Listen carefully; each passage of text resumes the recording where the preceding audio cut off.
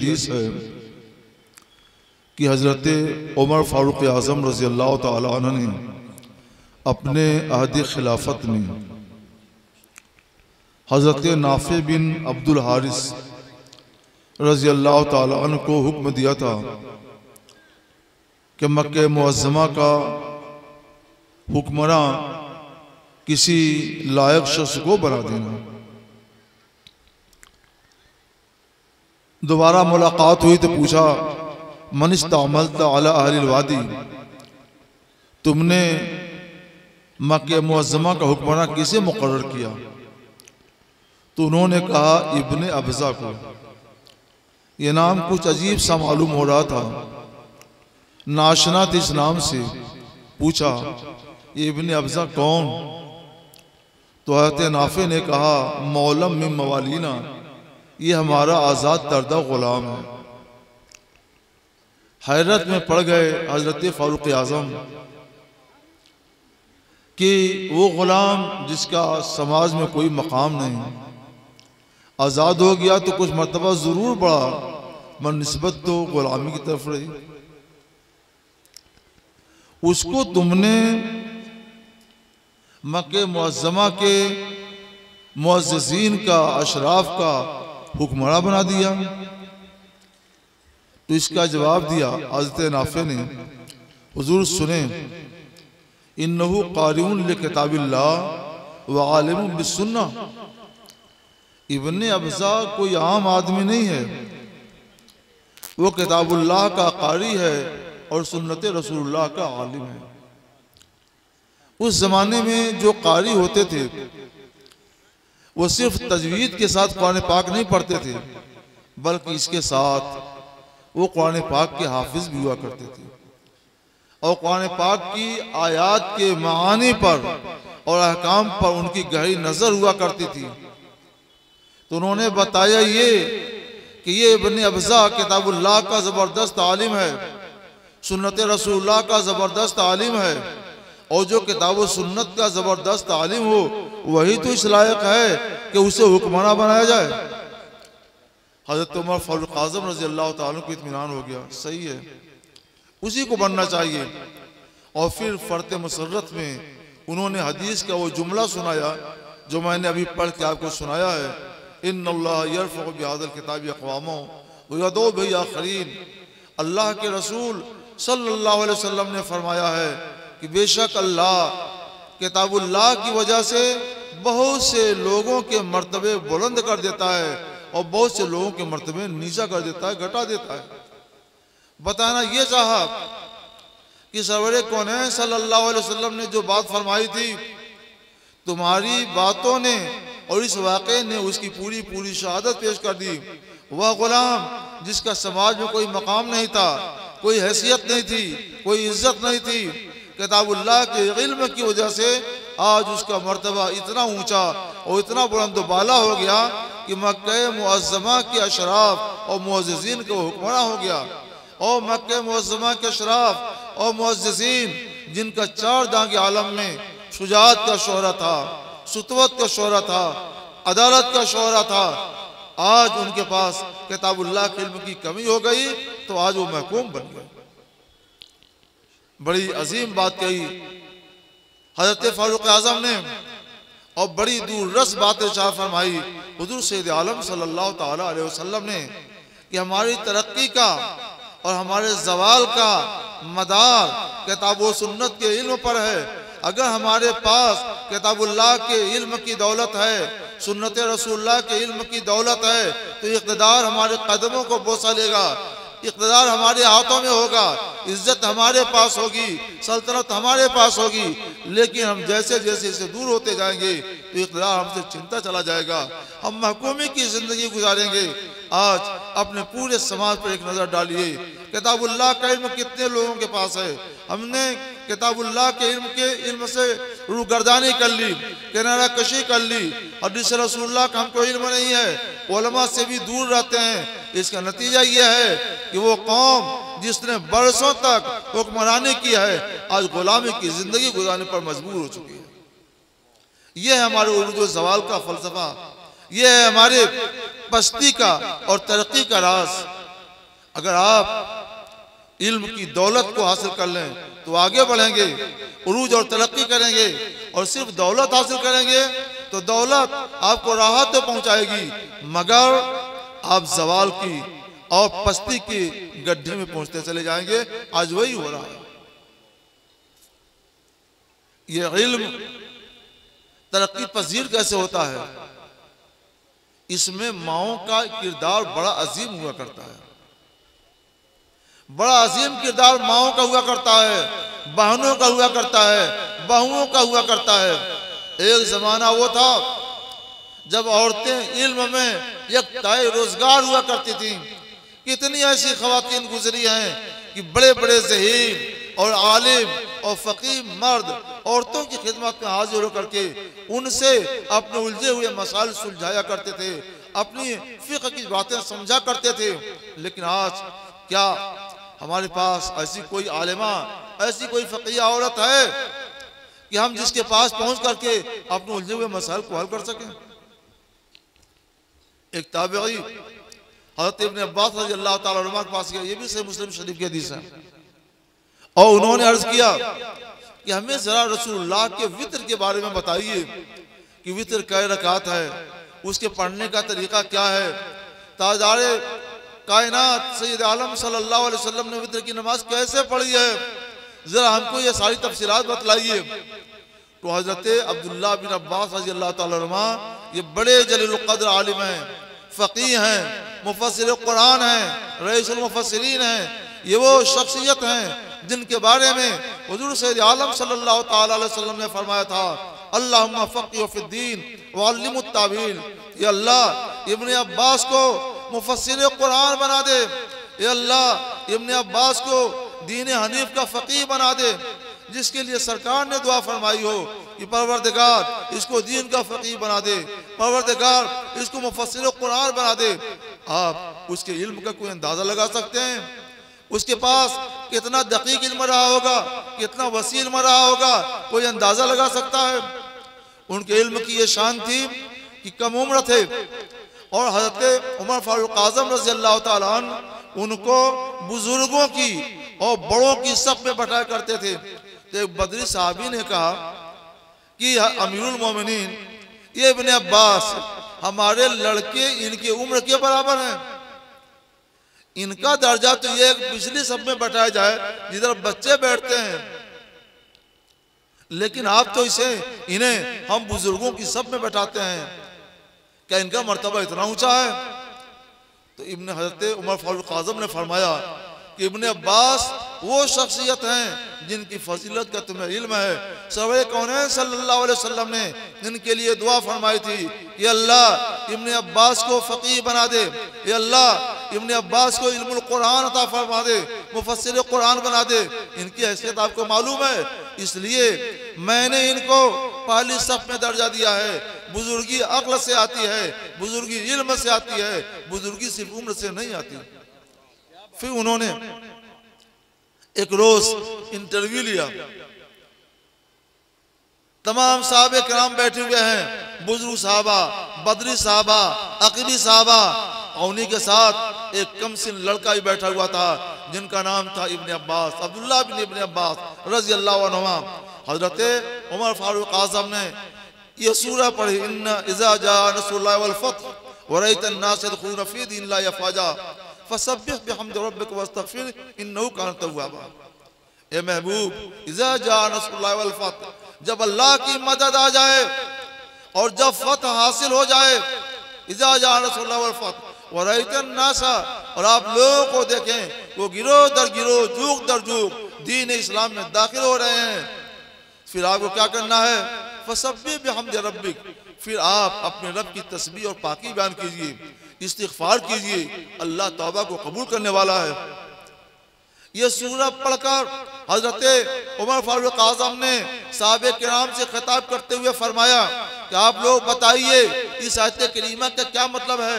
अल्लाह तबारक व तआला ने इस सूरत से लोगों को क्या बताना चाहा है, क्या पैगाम देना चाहा है। तो साहबा के एक बड़े तबके ने कहा कि इसकी मुराद जाहिर है कि जब अल्लाह की मदद आ जाए, फतह नुसरत हासिल हो जाए, लोग जो दुख दर दुख इस्लाम में दाखिल होने लगे, तो या रसूलल्लाह आप अल्लाह की तस्बीह और पाकी बयान कीजिए। यही इसका मतलब है।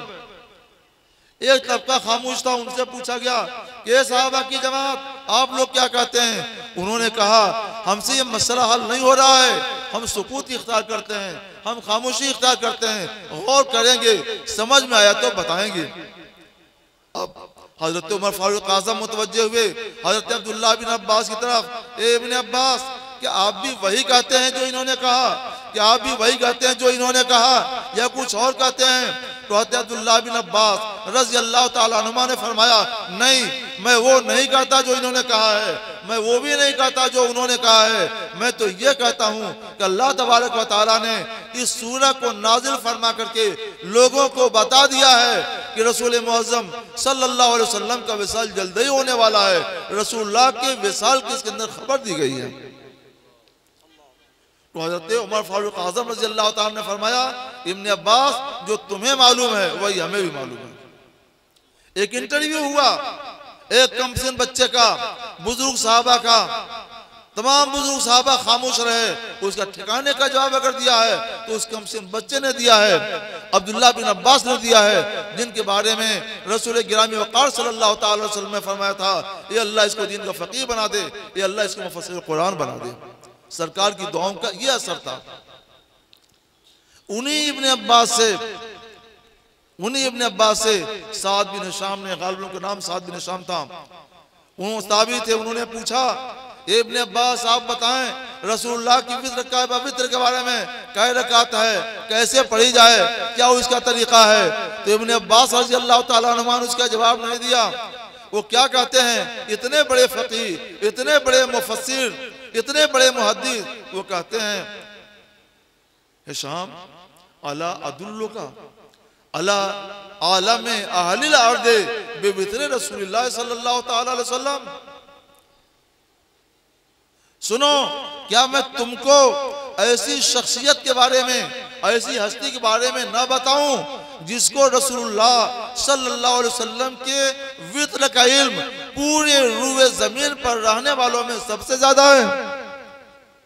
अब ये तो हैरत ज़दा रह गए, वो कौन सी हस्ती है जो इब्न अब्बास के सिवा हो?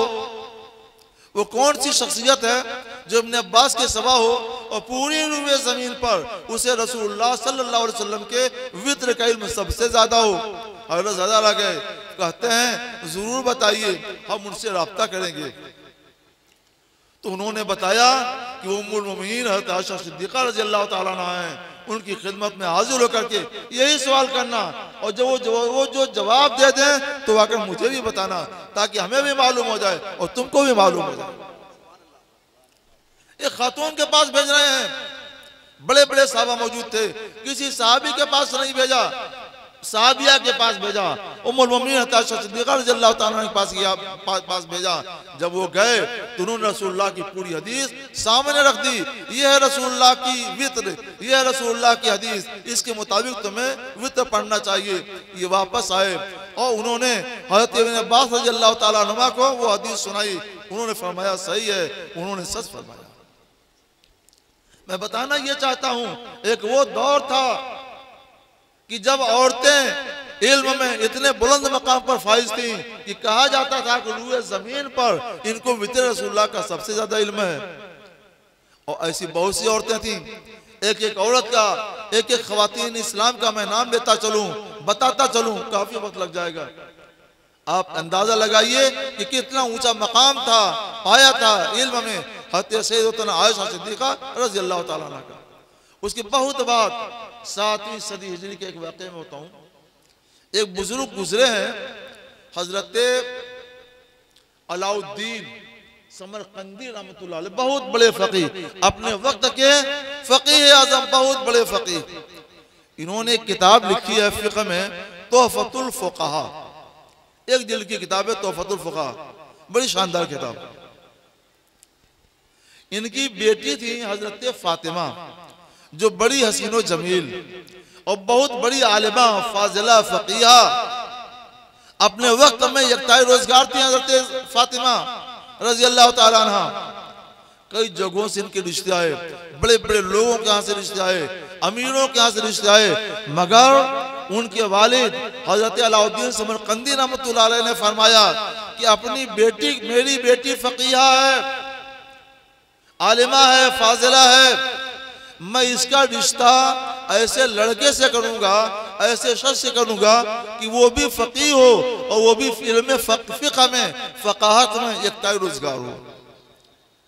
कोई मालदार हो सकता था, अमीर हो सकता था, मगर फिक़्ह में यकता रोजगार तो नहीं हो सकता था।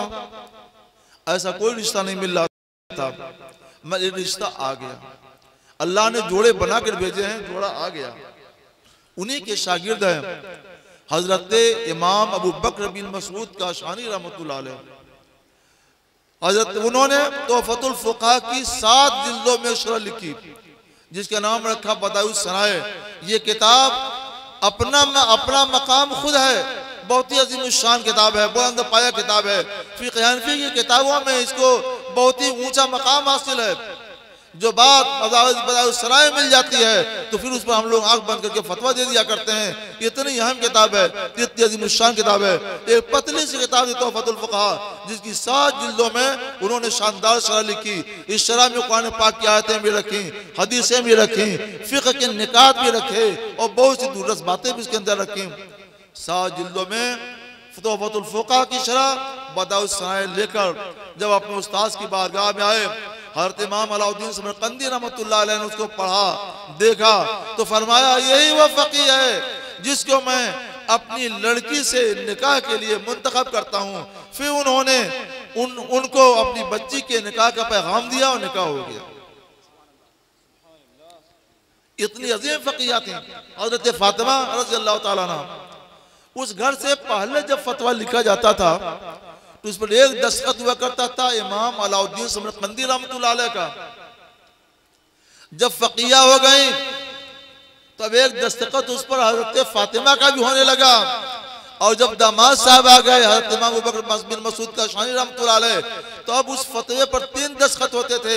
एक इमाम अलाउद्दीन समरकंदी रहमतुल्लाह अलैह का, दूसरा दस्तखत होता था इमाम अबू बकर बिन मसूद काशानी का, और तीसरा दस्तखत होता था उनकी बीवी हज़रत सैयदा फातिमा का रज़ियल्लाहु ताला अन्हा। इन औरतों को नज़ीर है। जब इस तरह की हमारी माएँ थीं, इस तरह की मुअज़्ज़ज़ ख़वातीन थीं, इस्लाम उनकी गोद में पलता था, इल्म परवान चढ़ता था, और इल्म जैसे जैसे परवान चढ़ता था इक़्तिदार हमारे हाथों में होता था, हुकूमत हमारे कदमों को बोसा दिया करती थी। लेकिन जब से माएँ जाहिला हो गई, इल्म की दौलत उनसे छिन गई, सोने चांदी के जेवरों में फंस गई, इल्म की दौलत से खाली हो गई, तो हमारे घरों से इल्म उठ गया, हमारे मर्दों से इल्म उठ गया, हमारा समाज का समाज इल्म की दौलत से खाली हो गया। और आज नतीजा हुआ है जो आप देख रहे हैं कि इल्म की दौलत से महरूमी की वजह से हमारे पास मालो दौलत तो जरूर है, मगर इल्म की दौलत से नाशना होने की वजह से हम कहीं भी सरकारी मुलाजमतों में नहीं हैं, मुक़न्निना में नहीं हैं, अदलिया में नहीं हैं, पार्लियामेंट में नहीं हैं, कहीं भी हमारा कोई वजूद नहीं है। आखिर क्या है? इल्म होता तो हम हर जगह होते, और इल्म नहीं है तो हम अपने घरों में सिमट करके रह गए। मैं आया तो मुझे बताया गया कि दारुल उलूम बाज़िया शब है, एक हिस्से का मुआयना कराया। मैंने पूछा 2 मंजिला है? कहा कि नहीं 3 मंजिला है। देखा, फिर कहा जरा इधर आइए, ये बच्चियों का है। तो माशाल्लाह दोनों इमारतें बड़ी शानदार नजर आई। और बच्चियों को आज मैंने बुखारी शरीफ का दर्स दिया, दर्स तो मैंने दे दिया, लेकिन मेरा दिल मचल रहा था, खुशी से मचल रहा था कि वो बच्चियां जिनके साहिब इल्म होने की वजह से हमारा मुआशरा, हमारा समाज आसमान की बुलंदियों पर था, आज वही बच्चियां फिर से इल्म की दौलत से आरास्ता होकर आगे बढ़ रही हैं। अगर ये बच्चियां इसी तौर पर आगे बढ़ती रहें तो इंशाअल्लाह ताला हमारे मुआशरे में इनकलाब बर्पा हो सकता है। नारे तकबीर, नारे तकबीर, नारे रिसालत, हुजूर फकीह मिल्लत, दारुल उलूम बाज़िया अशब कॉन्फ्रेंस, नारे तकबीर, नारे रिसालत, मगर जब इस तरह के हैरत अंगेज काम होते हैं, इनकलाबात होते हैं, तो उसमें किसी मर्द मुजाहिद की कुर्बानियों का बहुत बड़ा दखल हुआ करता है। किसी का खून जिगर जलता है, तब जाकर के मुआशरे में इस तरह की बच्चियां पैदा होती हैं। मैंने मालूम किया कि वो कौन शख्स है जिसने खून जिगर जला करके ये दारुल उलूम कायम किया है, लड़कों के लिए भी, लड़कियों के लिए भी, तलबा के लिए भी, तालिबात के लिए भी। तो मालूम हुआ कि वो हजरत मौलाना इमामुद्दीन साहब हैं। इन्होंने खुद भी बड़ी मेहनत की, जिद्दोजहद से काम लिया और अपने आवान अंसार को साथ में लेकर के ये कारवां लेकर चल रहे हैं और रोज बरोज आगे बढ़ते जा रहे हैं। हमारे दिल से दुआ निकली कि अल्लाह ताला इनकी गैब से मदद फरमाए, आप सबकी मदद फरमाए और ये दारुल उलूम इसी तरीके से रोज बरोज दिन दुनी रात चौगुनी तरक्कियां करता रहे। ये दारुल उलूम हमारे लिए महफूज किला है।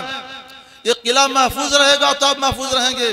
ये उलमा इस जमीन पर अल्लाह की रहमत है, इनके दामन से जुड़े रहो, अल्लाह की रहमत तुम्हारे ऊपर बरसती रहेगी।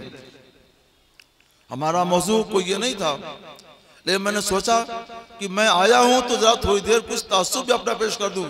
मैं तकीर नहीं करता, लेकिन अपना कल्बी तासुब तो पेश करना चाहिए, तो मैंने पेश कर दिया। हमें बताया गया था कि अवाम तरफ से कुछ आए हुए सवालात हैं, उनके जवाब देने वो भी बड़ी जरूरी चीज है। हुजूर सैयद आलम सल्लल्लाहु अलैहि वसल्लम से इसका रिश्ता है। आज जो ये बज़्म सजी है, बज़्म सवाल जवाब, ये कोई आज की मामूली बज़्म नहीं है। हुजूर सैयद आलम ताजदार बनी आदम व आदम सल्लल्लाहु अलैहि वसल्लम बारहा ऐसा हुआ कि खुली जगहों पर बैठ जाते, लोग आते, अपने अपने मसाइल पूछते थे और सरकार सलाम उनके तशबी बस जवाब दिया करते थे। बहुत ऐसा हुआ। तो दीन का इल्म जो फैला है, उस फैलने के जरिया मदारिस है, उस फैलने के जरिया मजदुस्सुफ़ा है, उस फैलने के जरिया रसूल कायनात सल्लल्लाहु अलैहि वसल्लम के बज़्म सवाल जवाब की महफिल है। बज़्म सवाल जवाब है, सरकार की महफिल मुनक़िद हुआ करती थी, सवालात आते थे, जवाबात दिए जाते थे।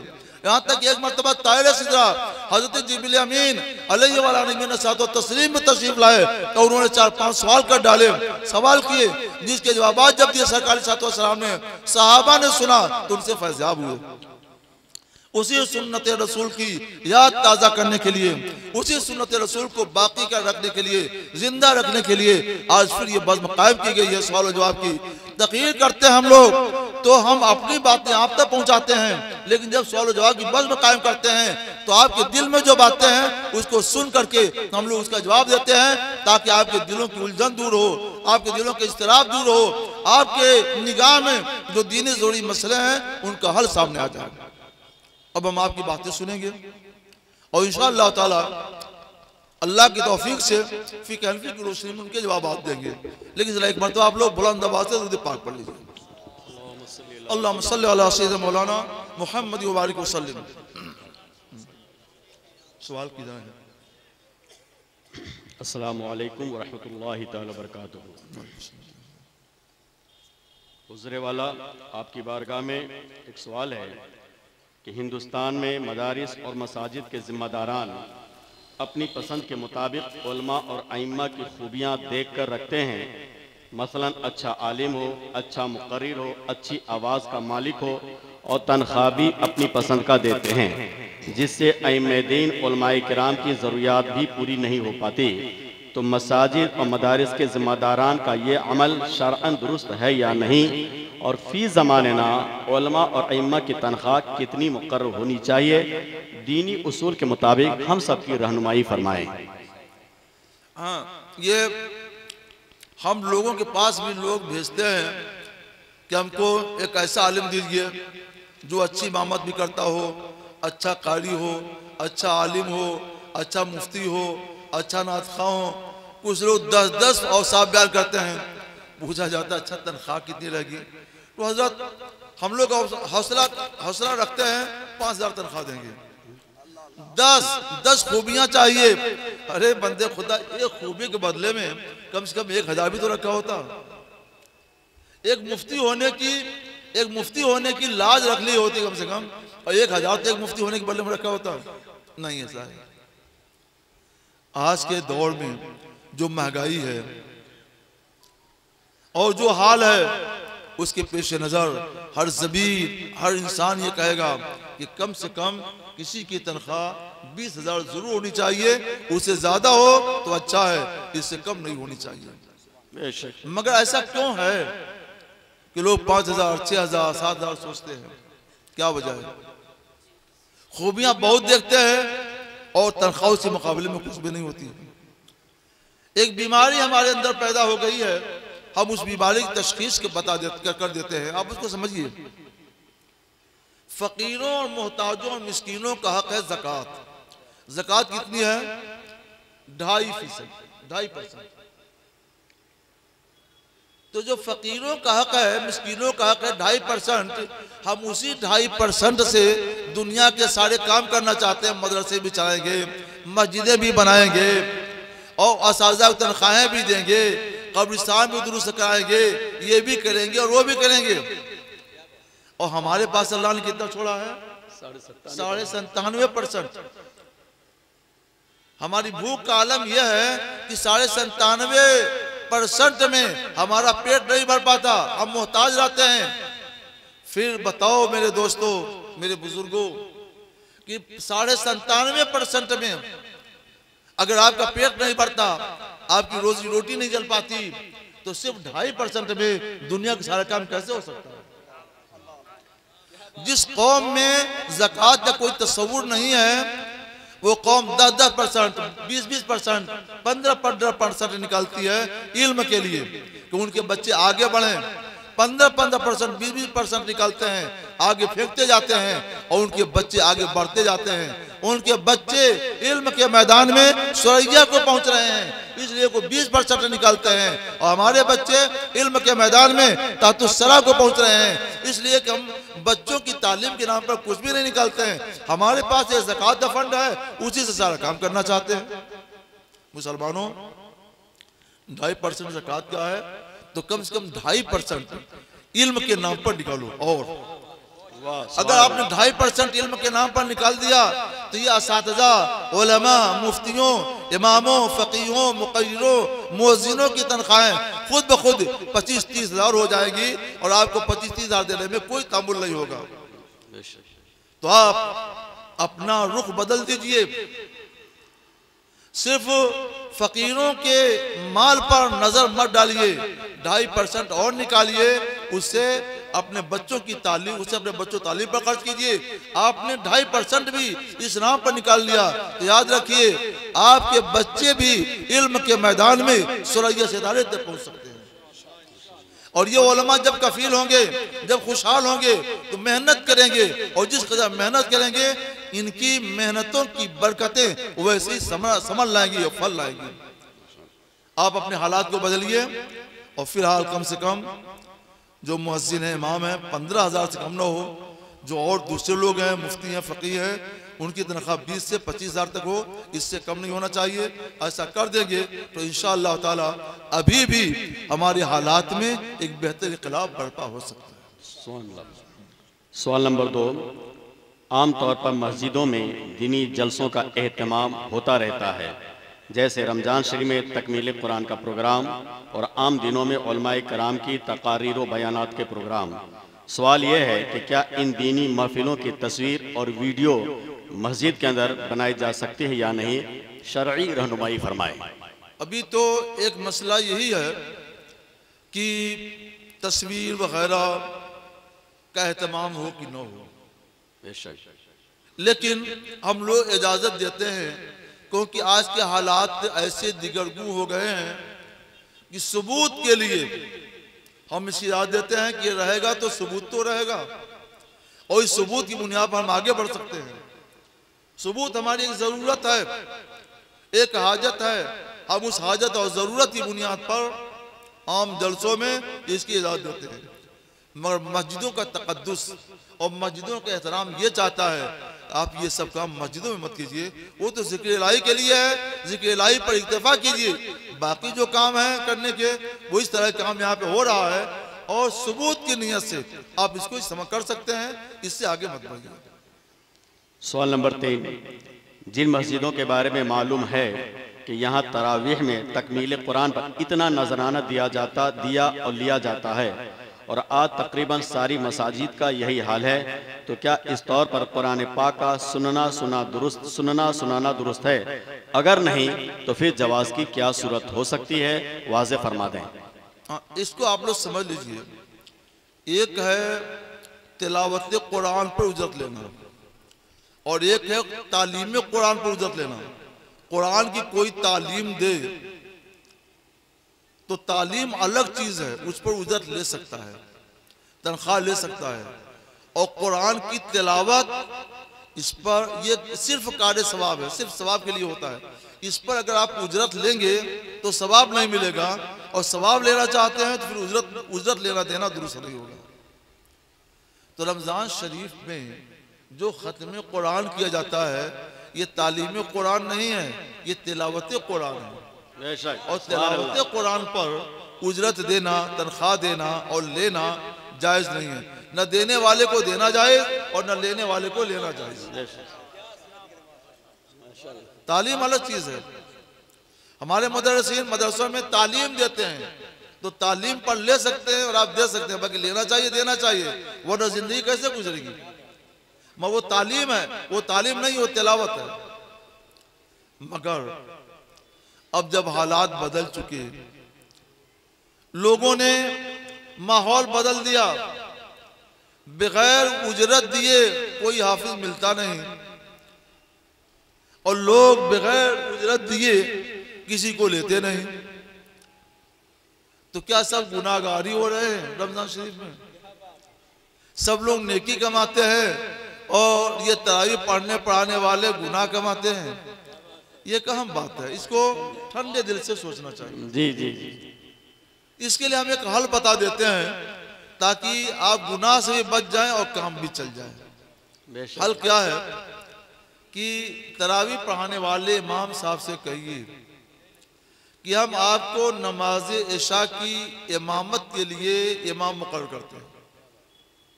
बाकी औकात की इमामत जो इमाम में है वो करेंगे और नमाज इशा की इमामत ये इमाम साहब करेंगे, हाफिज कुरान। और उस इमामत की उजरत आपको जितना भी मुकर्रर करना हो, 1000, 2000, 10,000, 20,000, जितना मुकर्रर करना हो मुकर्रर कर सकते हैं। सुभान अल्लाह। और ये कह दीजिए कि तरावी में खत्म कुरान पर ना उजरत देंगे ना आप लेंगे। जो कुछ भी हम आपको पेश करेंगे वो नमाज इशा की इमामत का मुआवजा होगा। आपने इस तरह से अगर मामला तय कर लिया, करारदाद पास कर ली, तो आपके लिए देना भी जायज़ होगा, लेना भी जायज़ होगा। ये तिलावत कुरान पर देना लेना नहीं है, ये इमामत पर देना लेना है। तो ये जायज़ है, आप लोग ऐसा ही करें ताकि गुनाह से भी बच जाएं और हाफिज जी का काम भी चल जाए। अल्हम्दुलिल्लाह, माशाअल्लाह। हज़रत, गैर आलिम दीन का मजहबी तकरीर करना और उनकी तकरीरें सुनना और उनको तकरीर के लिए दावत देकर बुलाना और उन्हें नजराना देना और उस गैर आलिम दीन का उस तकरीर के एवज नजराना लेना कैसा है? ये तो बहुत ज्यादा सवालात आपने साथ भेज दिए। आलिम का मतलब आपने क्या समझा? कहीं आपने लगता किसी सुन लिया है कि गैर आलिम को वाज कहना जायज नहीं, तो उसको आपने बयान कर दिया। वाज कहने के लिए कैसा आलिम चाहिए उसको पहले समझें। ऐसा आलिम हो जो इल्म फिक़्ह में माहिर हो, इल्मुल कुरान का माहिर हो, इल्मुल हदीस का माहिर हो। वो ये जानता हो कि कौन सी आयत और कौन सी हदीस मुतलक है, कौन सी मुक़य्यद है, कौन मुजमल है, कौन मुबय्यन है, कौन इबारतुन नस है, कौन दलालतुन नस है, कौन नासिख है, कौन मनसूख है। इस तरह की तमाम तफसीलात का उसको इल्म हो। जिस आलिम को ये सब तफसीलात मालूम हो उसी को उस मौजू पर तकरीर करने की इजाज़त है।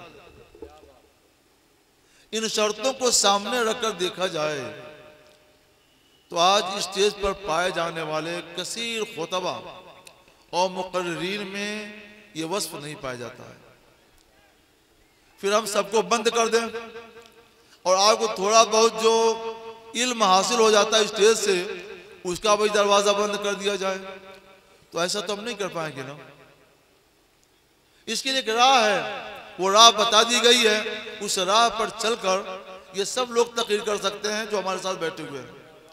वो रास्ता क्या है कि हमारे जिम्मेदार उलमाए अहले सुन्नत ने जो किताबें लिखी हैं उन किताबों को पढ़ें और वही बात अपने तौर पर या उन्हीं के अल्फाज में लोगों के सामने बयान कर दें। ये उनकी बात नहीं हुई, ये उस आलिम की बात हुई, उस फकीह मुहक्किक की बात हुई। तो ऐसे को यह तकरीर करना जायज़ व दुरुस्त है। जैसे हमारे एक बुजुर्ग गुजरे हैं अल्लामा अब्दुल मुस्तफ़ा आज़मी रहमतुल्लाह अलैह, उन्होंने तकरीर के नाम पर कई तकरीरी किताबें लिखी हैं। अब लोगों ने उनकी तकरीरों को याद किया और याद करके सुनाया और सुनाते हैं, सुना रहे हैं। तो वो अपनी तकरीर नहीं कर रहे हैं, एक आलिमे मुहक्किक की, एक आलिमे मोतमद की, एक जिम्मेदार आलिम की बात बयान कर रहे हैं, ये जायज़ है। और अपने तो वो कुछ बयान करें अगर तो उसकी बात नहीं है, उससे मना करते हैं, उससे बचें और जिम्मेदार और मोतमद उलमा की किताबों को पढ़ें। उन्होंने जो लिखा है सिर्फ उसी को बयान करें, ये जायज़ है और वो ममनून है। हज़रत आज बाज़ अशब कॉन्फ्रेंस में उलमा अवाम दोनों मौजूद हैं, जिसमें से आजकल आम मुसलमान और बाज़ पढ़े लिखे हजरात भी छोटी फैमिली रखने के लिए 1-2 बच्चे ही पर बस कर देते हैं और दलील ये देते हैं कि उन्हें पढ़ाना लिखाना खिलाना भी है, तो इंतज़ाम कहाँ से होगा? आया उनका ये ख्याल मना लेना और बच्चे की पैदाइश का अमल का रोक देना दुरुस्त है या नहीं? अभी गनीमत है, अभी लोग ज़माने जाहिलियत तरफ पलट रहे हैं लेकिन वहाँ तक पहुँचे नहीं हैं। ज़माने जाहिलियत में तो ये था कि लोग बच्चियों को जिंदा ही मार डालते थे कि जिंदा रहेगी तो रोजी रोटी कहाँ से आएगी, हमारी भी रोजी बांट लेगी, इसको ख़त्म कर दो। अभी ये सिलसिला तो नहीं शुरू हुआ है, अल्लाह इससे महफूज रखे। आमीन आमीन। रोजी देने वाला अल्लाह है, आप अल्लाह पर भरोसा रखिए, अल्लाह पर भरोसा रखिए, उसकी ज़ात पर तवक्कुल कीजिए, फिर देखिए कि अल्लाह तबारक व तआला अपने फजल से आपको क्या अता करता है और कैसा बेनियाज करता है। 2 साल तक तो दूध पीने का हक बच्चे को है, इसलिए 2 साल तक आपको बचना चाहिए, इस्तिक़रार न हो, बच्चा ना ठहरे। उसके बाद आप मिले और अगर कुछ बचना चाहते हैं तो बच सकते हैं। कोशिश कीजिए कि बच्चे पैदा होते हैं तो उनके लिए आपकी मेहनत से और अल्लाह के फजल से, अल्लाह के करम से रोजी रोटी भी आती रहे। रोजी देने वाला अल्लाह है, आप मेहनत करेंगे तो वही बच्चे फिर आपके काम आएंगे। हमने देखा है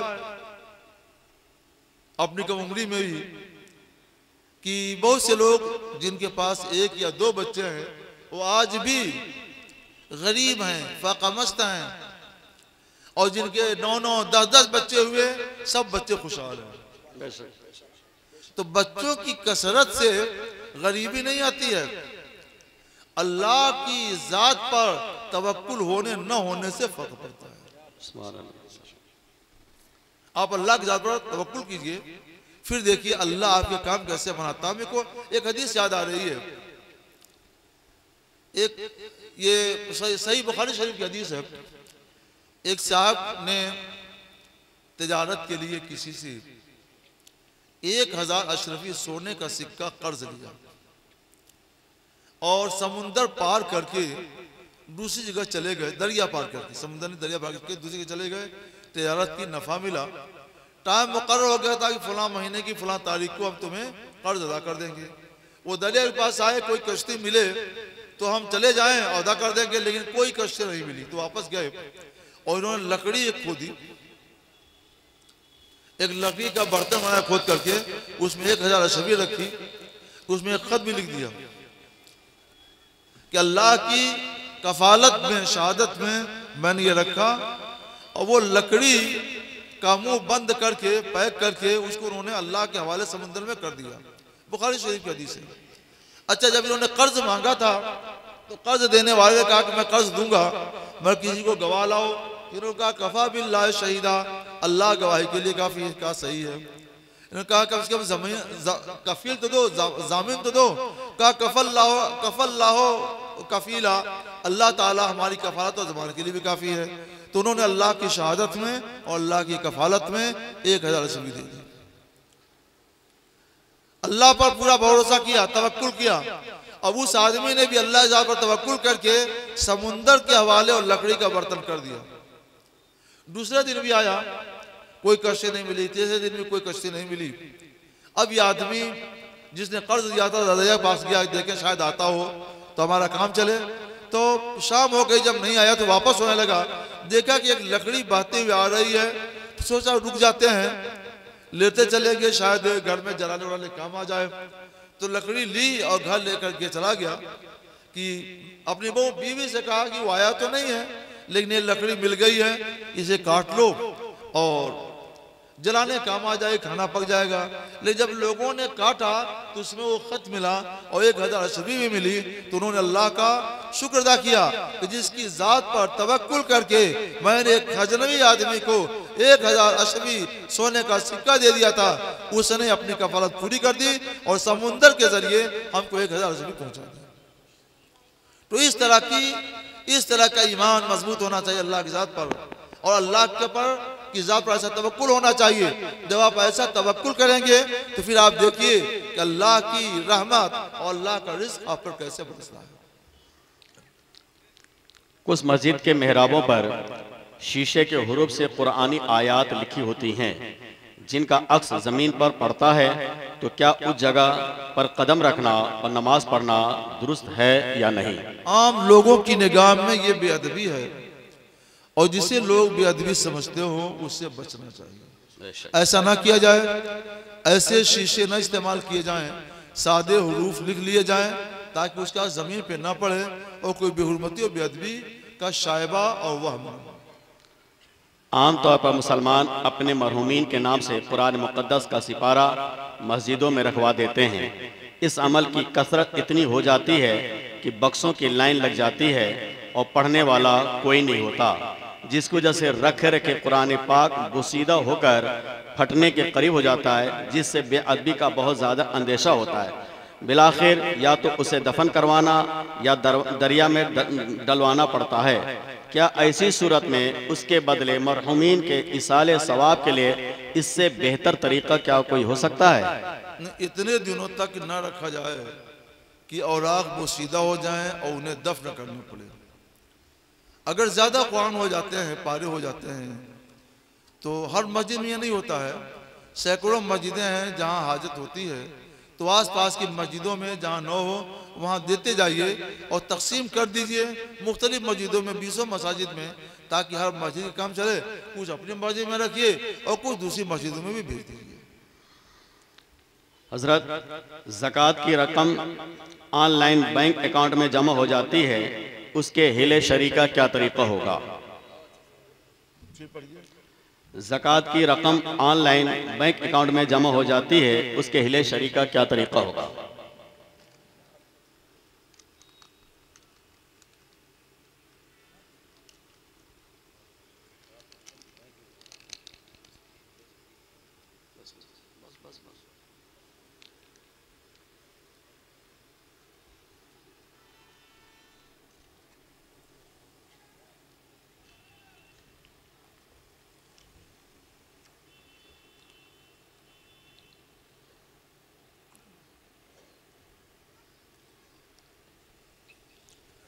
अल्हम्दुलिल्लाह।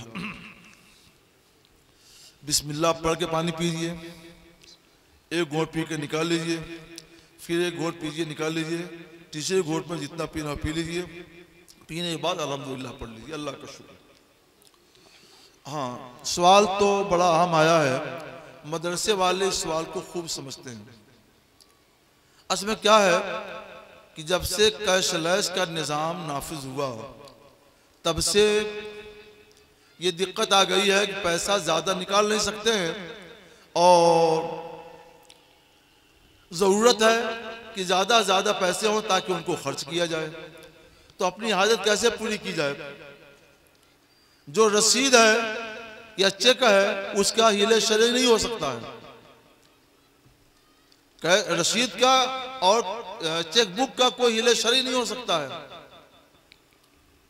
तो फिर हिले शरी कैसे किया जाए? तो गौर से सुन लीजिए, मदरसे वाले, असातिज़ा, उलमा, इसको अच्छी तरह से समझ लें। ये मसला उनका है।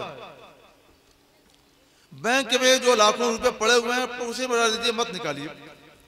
मसलन 5 लाख रुपए बैंक में हैं तो उसको रहने दीजिए, और किसी भी सेठ के यहाँ से 1 घंटे के लिए 5 लाख रुपए कर्ज ले लीजिए, और मुस्तहिक़ ज़कात जो फ़कीर हो उसे कहिए कि बैंक में मुख्तलिफ लोगों के दिए हुए जो 5 लाख रुपए पड़े हुए हैं उन सब की तरफ से मैंने तुमको इस 5 लाख रुपए का मालिक बना दिया, तुम इसे ले लो।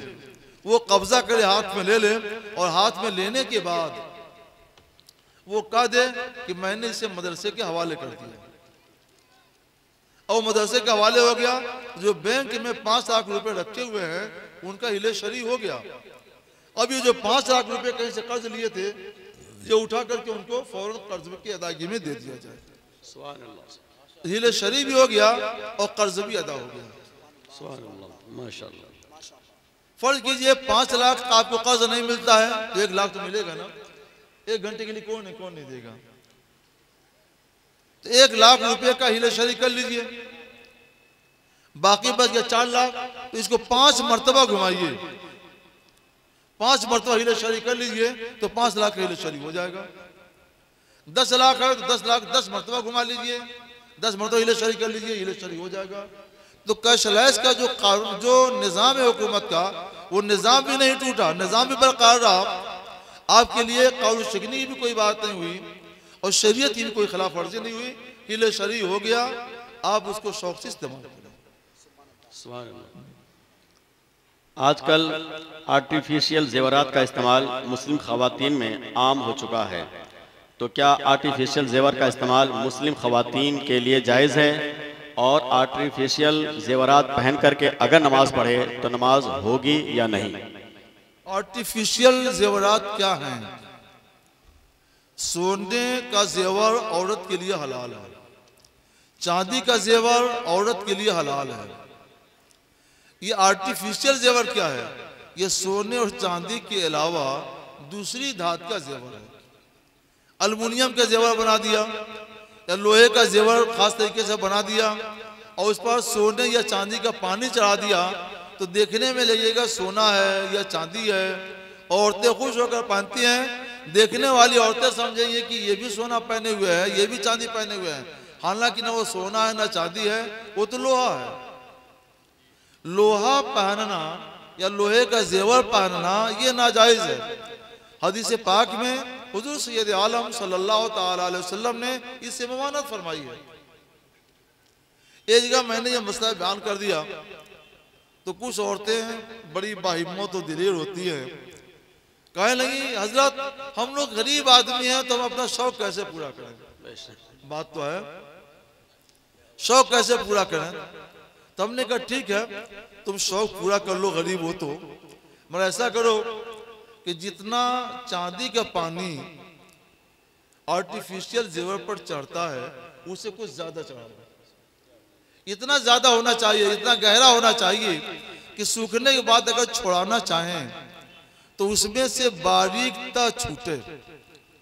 अगर पानी इतना गहरा हो जाता है कि छोड़ाएं तो बारीकता छूट सके, तब वो चांदी के हुक्म हो जाएगा, उसको पहनना जायज होगा।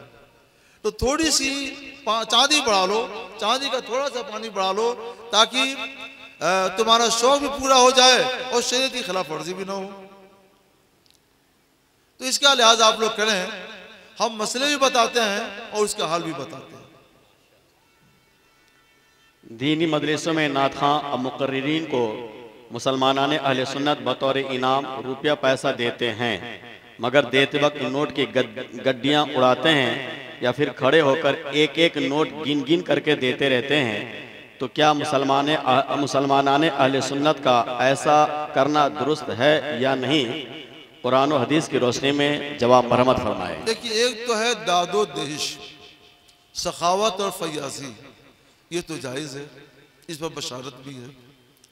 तो अगर किसी नात खां को या किसी मुकर्रिर को हमारे भाई कुछ देते हैं, पेश करते हैं, तो वो जायज़ है, उसमें कोई हर्ज नहीं है।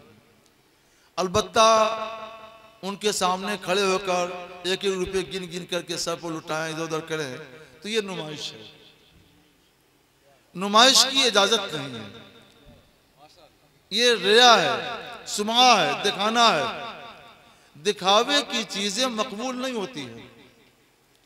जो दिल से अल्लाह के लिए दिया जाए, वाकई एक नात खां की हौसला अफजाई के लिए, उसकी मदद के लिए दिया, एक खतीब की हौसला अफजाई उसकी मदद के लिए दिया, ये दीजिए, ये जायज़ है। मगर वो नुमाइश मत कीजिए, नुमाइश से बचिए।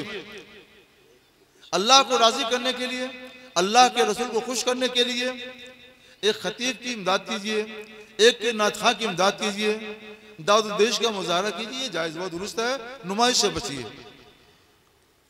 हजरत, हैवी डिपॉजिट पर मकान लेकर खुद इस्तेमाल करना या उसको लेकर किसी दूसरे को किराए पर दे देना और उस माल से खुद फायदा हासिल करना कैसा है, शरअन रहनुमाई फरमाए।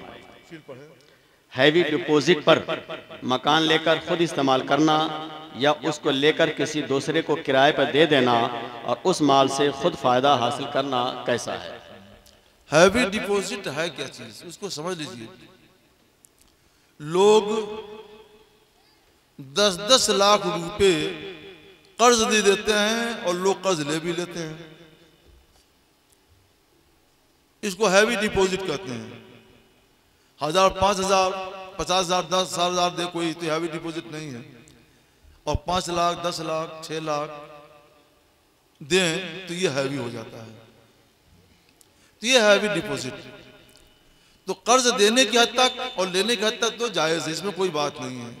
खराबी कहाँ से आती है कि जिसने हैवी डिपॉजिट के नाम पर मसलन 10 लाख रुपए कर्ज दिए, ये मकरूज का मकान ले लेता है, रेहन की हद तक ले, अपने पास रखे, उससे फायदा ना उठाए, तो ये भी जायज़ है।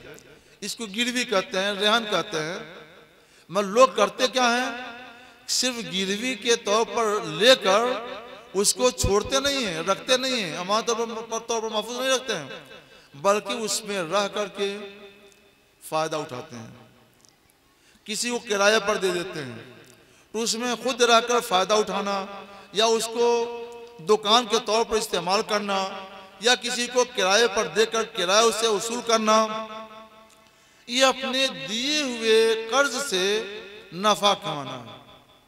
कर्ज देकर, कर्ज की वजह से और कर्ज के दबाव की वजह से नफा कमाना है, और कर्ज के दबाव की वजह से नफा कमाना ये सूद है, जो हराम व गुनाह है।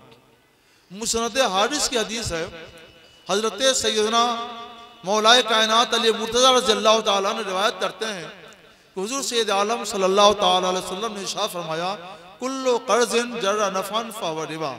हर कर्ज जिसकी वजह से नफा है, हर कर्ज जो नफा लाए वो रिबा है और सूद है। तो ये हैवी डिपॉजिट दे करके मकान लिया, दुकान लिया और उसको अपने दुकान के तौर पर इस्तेमाल कर रहे हैं, या उसमें सुकूनत इख्तियार कर रहे हैं, बूदोबाश, या उसको किराए तौर पर दे रहे हैं, ये सब नफा कमाना है। तो ये हराम है, सूद है, गुनाह है। लोग सूद का नाम इतना सुन चुके हैं कि उसको कोई हैसियत नहीं देते। इसलिए एक हदीस में सुनाता हूँ फतावा रज़विया शरीफ से। आला ताला रहमतुल रिज़वान ने कई हदीसें नकल की हैं, उनमें से एक हदीस मैं सुनाऊँ।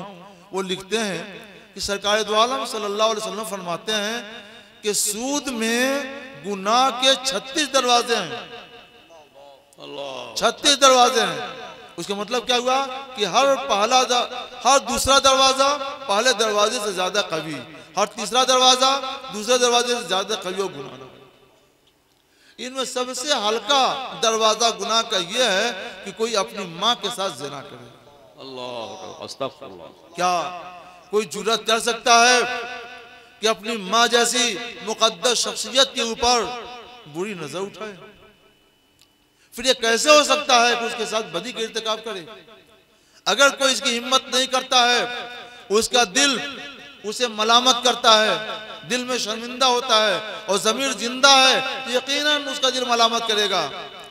तो फिर ये कैसे हो सकता है कि किसी को कर्ज दे और उससे सूद ले, ये कैसे हो सकता है? ये माँ से जिना के बराबर है, बदी के बराबर है। अगर आप उसको गवारा नहीं करते हैं तो इसको भी गवारा नहीं करना चाहिए। ये सब हम लोग नहीं जाहिर करते हैं, लेकिन आज लोगों ने इसको बिल्कुल आम सी बात कर लिया है, कोई हैसियत नहीं देते हैं। इसलिए मैंने हदीस शरीफ सुनाई कि मुसलमानों ये समझो और इसके मुताबिक अपनी जिंदगी गुजारो। आज हमारा माशरा क्यों तबाह हुआ, क्यों बर्बाद हुआ, वो तो मैंने बताया कि इल्म की कमी की वजह से। इल्म आपके पास होता तो ये काम नहीं करते, इल्म आपके पास होता तो ये घिनौना काम नहीं करते।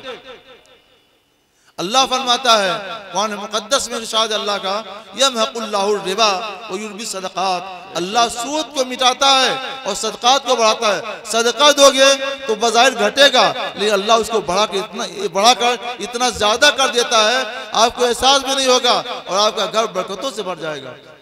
और सूद से अगर घर भरा हुआ हो तो अल्लाह ताला उसको ऐसा मिटा देगा कि जैसे लगेगा कुछ था ही नहीं। तो सूद को अल्लाह मिटाता है। जब आपका माल मिट गया तो आप बर्बाद हो गए, डिप्रेशन का शिकार हो गए। इससे बचिए, सूद से बचिए, अपने को बचाइए, कौम को बचाइए, मुआशरे को सही राह पर, राह इस्लाम पर गामजन कीजिए। हज़रत इसी से मिलता जुलता एक और सवाल है कि अगर किसी मुसलमान ने अपनी रकम किसी दूसरे मुसलमान को तिजारत की गर्ज से मसलन 50,000 दिया और कहा कि मुझे हर महीना 10,000 रुपये चाहिए, खाह नफ़ा हो या नुकसान, मेरा इससे कोई लेना देना नहीं, तो क्या इस तरीके से दूसरी जगहों पर पैसा लगाना दुरुस्त है या नहीं? अच्छा, आप इधर पढ़ रहे हैं, मैं समझ इधर से कोई बोल रहा है। हाँ, तीसरी मिलता जुलता है। फिर पढ़िए, तो फिर पढ़िए। अगर किसी मुसलमान ने अपनी रकम किसी दूसरे मुसलमान को तिजारत की गर्ज से मसलन 50,000 या लाख रुपया दिया और कहा कि मुझे हर माह 10 से 12,000 रुपया चाहिए, खाह नफा हो या नुकसान, किसी को तिजारत के लिए मसलन 1 लाख रुपए दे दिया और शर्त ये लगा दी कि आप इससे तिजारत जो भी करनी हो करें, हमें सालाना मसलन 10% चाहिए, 1 लाख पर 10,000 हमको चाहिए। आपका नफा हो तो भी चाहिए, नुकसान हो तो भी चाहिए। हमें इससे गरज नहीं है कि आपका नफा हो रहा है या नुकसान। कश्ती किसी की पार हो कि दरमियान रहे, हमें इससे मतलब नहीं है। हमें बस इससे मतलब है कि हमारा उल्लू सीधा हो, हमको 10,000 मिलना चाहिए। ये भी सूद है। दिया 1 लाख कर्ज और उस पर ले रहे हैं 10,000 सूद, ये भी हराम और गुनाह है। हमारे भाइयों ने सूद खोरी के बहुत से दरवाजे खोल रखे हैं और खुश होते हैं कि ये हलाल है, ये तय्यब है। नहीं, बताया जाता है कि ये भी हराम है, वो भी हराम है, ये भी सूद है, वो भी सूद है। लोग नहीं मानते हैं और आखिरकार एक झोंका आता है गर्म हवा का, उसे सब तबाह कर देता है। तबाही से बचो और लोगों को तबाही से बचाओ। ये सूद है, सूद हराम है, गुनाह है, इससे बचो। रिस्क हलाल को पर क़नाअत कीजिए और जब रिस्क हलाल पर क़नाअत करेंगे तो अल्लाह उसमें इतनी बरकत देगा, इतनी बरकत देगा कि आपको एहसास भी नहीं होगा, आपका घर भर जाएगा और इज्जत की निगाह से दुनिया आपको देखेगी। हजरत, बीसी के अंदर पैसा लगाना और नुकसान और घाटा सहकर बीसी का पैसा उठाना कैसा है? बीसी लगाना और बीसी के अंदर पैसा लगाना और नुकसान सहकर बीसी का पैसा उठाना कैसा है? अच्छा, हाँ। ताबीर थोड़ी सी बदली हुई है। मतलब 20 लोगों ने 1-1 हज़ार रुपये जमा किए, 20,000 हो गया तो ये बीसी हो गया। और किसी के नाम से कुरान निकल गया कि इस महीने में फलां को ये 20,000 रुपये दे दिए जाएं, तो फलां 20,000 रुपये लेता है, मगर उसके साथ ये शर्त होती है कि इसमें से 2,000 रुपये तुम हम सब लोगों को अदा कर दो, दे दो। तो उसके नाम लिखा जाएगा 20,000, लेकिन उसको मिलेगा 18,000 और 2,000 रुपये जो भाई लोग हैं, मेहरबान लोग, हमदर्द लोग, मसीहा लोग, ये आपस में मिल बैठकर खा लेते हैं। ये काम महाजन भी करता है, ये काम बनिया भी करता है, लेकिन उसका उसूल यह है कि आज आप ले जाइए और 1 साल बाद जब आप देंगे तो 10% बढ़ा कर दीजिएगा। और ये जो हमदर्द हैं ये लोग पहले वसूल कर लेते हैं, वो उसके बाद वो 18,000 देते हैं। तो 18,000 रुपये कर्ज है और जो 2,000 रुपये या 1,000 रुपये पहले ले लिया पेशगी तौर पर, उसमें से ये सूद है। ये भी सूद का एक दरवाजा है, हराम व गुनाह है। ये बीसी हराम व गुनाह है, हम इसकी इजाजत नहीं देते, इस्लाम इसकी इजाजत नहीं देता। ये सब तबाही के दरवाजे हैं। सब दरवाजों को बंद करो और अपनी कौम को तरक्की की राह पर गामजन करने की कोशिश करो। हज़रत आखिरी सवाल है, ड्रीम 11 में टीम बनाना और पैसे लगाना दुरुस्त है या नहीं? एक मोबाइल जी एक मोबाइल है हुजूर, ये एक एप्लीकेशन होता है जिस पर प्लेयर को चूज करना होता है और टीम बनानी पड़ती है। तो जो एप्लीकेशन का मालिक होता है उस टीम बनाने पर अगर पॉइंट आपका ज्यादा आया तो रकम देता है, 1-1 करोड़ रुपए तक देता है। हाँ, ड्रीम 11 उसे कहते हैं। तो उसमें ये जुए की तरह है, जुए की तरह किसी का आता है, किसी का पैसा डूब जाता है, लाखों में से किसी एक आया नहीं आया, ऐसा होता है। तो आपने सवाल बता दिया, फतवा भी दे दिया। जी नहीं, ये मौलाना ने बता दिया कि ये ड्रीम 11 जो है ये जुआ है। वाकई जुआ, सही बताया उन्होंने, सही बात की तस्दीक की जाए, ये जुआ है। कुरान फरमाते हैं नमल खमरु वल मैसरु वल अंसाबु वल अज़लामु रिजसुम मिन अमल शैतान। शराब और जुआ ये दोनों नापाक हैं और शैतान के काम हैं, नापाकी से बचो। शराब भी नापाक काम है और नापाक और शैतान काम, और जुआ भी नापाक और शैतानी काम है। दोनों से बचो। जहाँ जुआ होगा वहाँ भी तबाही आती है, जहाँ शराब होगी वहाँ भी तबाही आती है। दोनों से बचिए। आज हमारी कौम के नौजवान शराब में और मुनशियात में मस्त रहते हैं और उसी मस्ती में जिंदगी गुजारते हैं। किसी भी कौम का मुस्तकबिल बर्बाद करना हो तो उसके कौम के नौजवानों को बदमस्त कर दो, नशा पिला के नशाखोरी में उनको बदमस्त कर दो। फिर वो कौम न फिक्र न सोचने की सलाहियत रखेगी, न समझने की सलाहियत रखेगी। वो दिन भर मस्त रहेगी, फिर खुद भी तबाह होगी, अपने घर, अपने समाज, अपने माशरा सबको तबाह बर्बाद कर देगी। ये सब आपकी तबाही के जराए हैं। इसको सोचो, बचो, मुनशियात से बचो, जुएबाजी से बचो और रिस्क हलाल को अपनाओ और उसी के मुताबिक अपनी जिंदगी गुजारो।